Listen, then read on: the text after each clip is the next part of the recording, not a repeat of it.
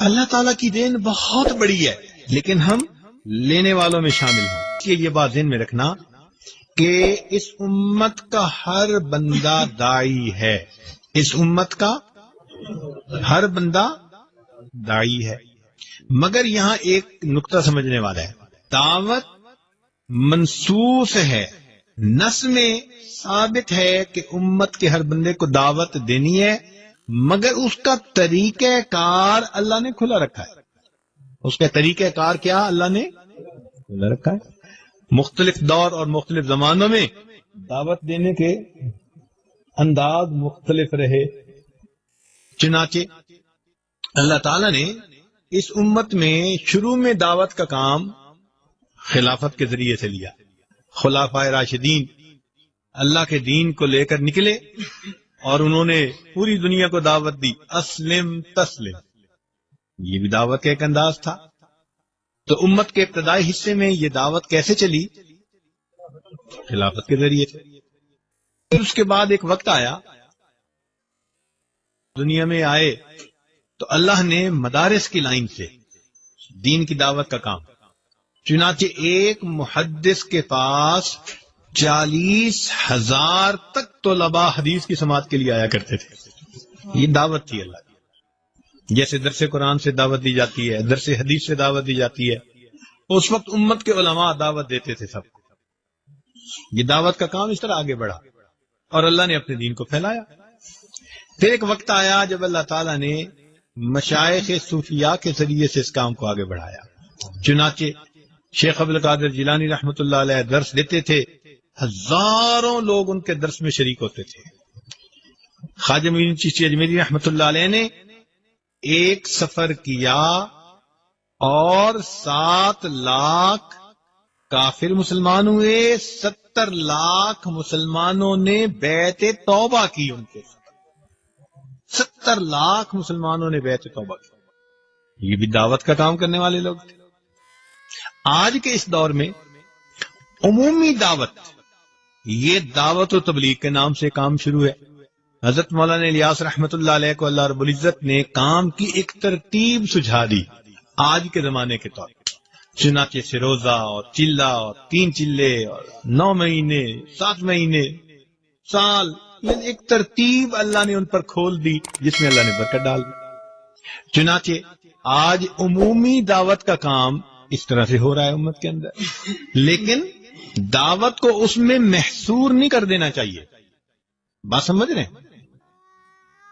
مثال کے طور پر ایک صاحب مجھے کہنے لگے، جی آپ کے شیخ بھی کبھی اللہ کے راستے میں نکلے ہیں؟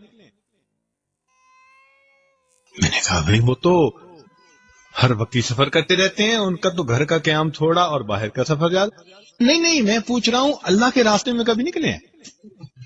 میں نے پوچھا اللہ کے راستے سے کیا مراد لے رہے ہو؟ کہنے لگا یہ جو جماعت کی ترتیب ہے۔ کیا آپ یا آپ کے بچے قرآن سیکھنا چاہتے ہیں؟ جو حضرات ابھی تک قرآن کریم نہیں سیکھ سکے یا اپنے بچوں کی قرآنی تعلیم کے لیے فکر مند ہیں تو گھر بیٹھے 30 منٹ روزانہ دے کر قرآن کریم تجوید اور ترجمے کے ساتھ سیکھ سکتے ہیں اور حفظ بھی کر سکتے ہیں۔ تو یہ غلطی ہے، کیونکہ حدیث پاک میں نبی اسلام نے ارشاد فرمایا، من خرج فی طلب العلم، جو شخص علم کی طلب میں گھر سے نکلتا ہے، فہو فی سبیل اللہ، وہ اللہ کے راستے میں ہوتا ہے۔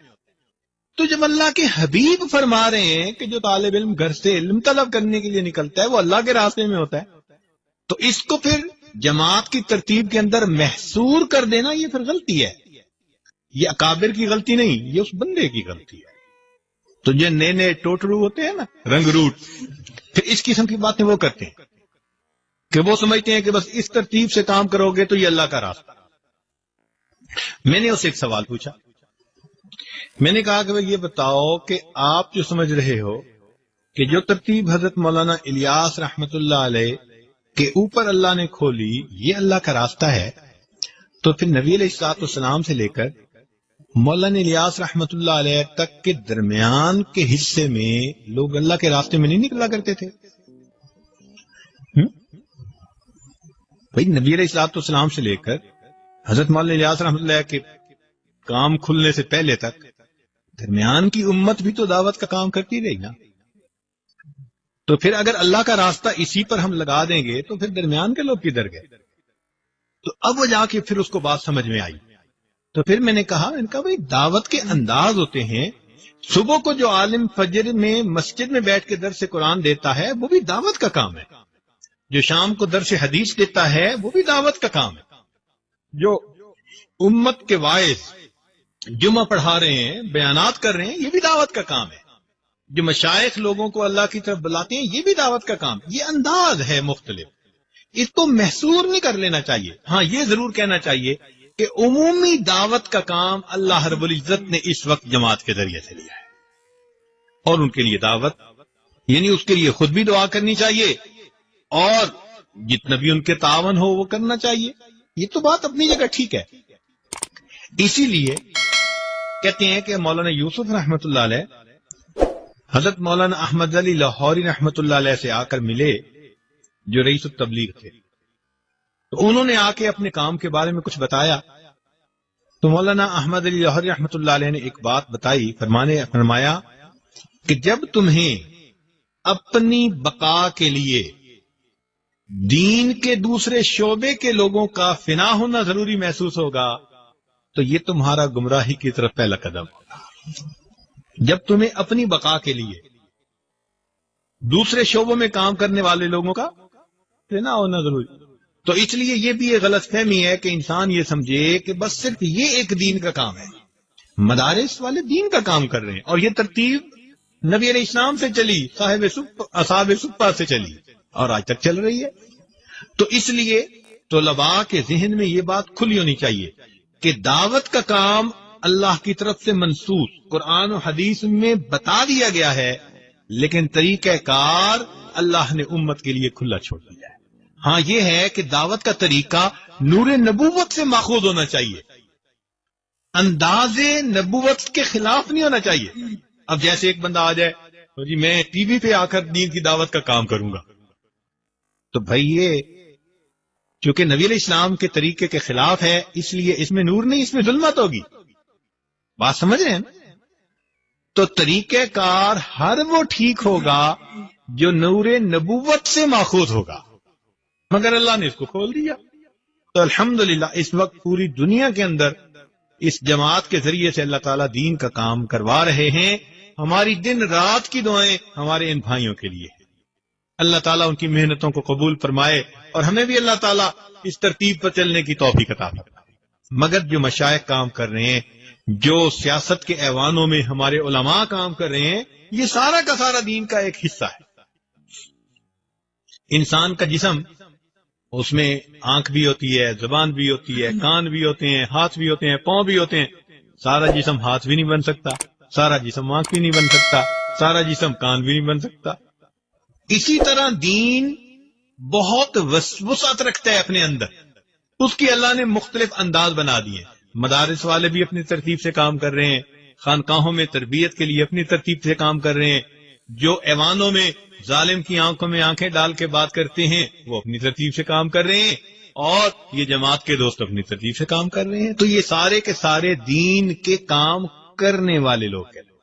اسی لیے دائی کے اندر یہ ایک صفت ہونی چاہیے کہ وہ دین کا کام کرے اور بقیہ شعبوں میں کام کرنے والوں کا احسان مند ہو کر کام کرے. بات سمجھ رہے ہیں؟